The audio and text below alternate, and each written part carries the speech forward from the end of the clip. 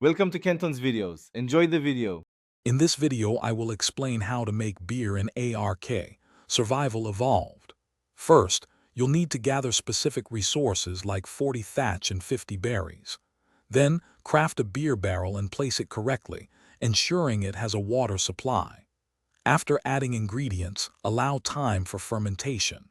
Finally, collect your finished beer in empty water jars for storage and use. To brew beer, you'll need 40 thatch and 50 berries. Any type of berry works, so gather what's readily available. The beer barrel also requires a consistent water supply, either through irrigation pipes or by manually adding water jars. Remember to have empty water jars ready to collect the beer once it's brewed.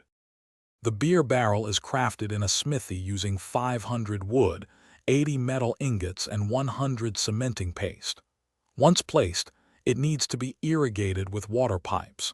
Then, simply add 40 thatch and 50 berries to its inventory. The brewing process takes 6 hours to complete, so patience is key. Drinking beer in ARK offers several temporary benefits, including increased damage resistance and insulation, plus a 40% boost to melee damage.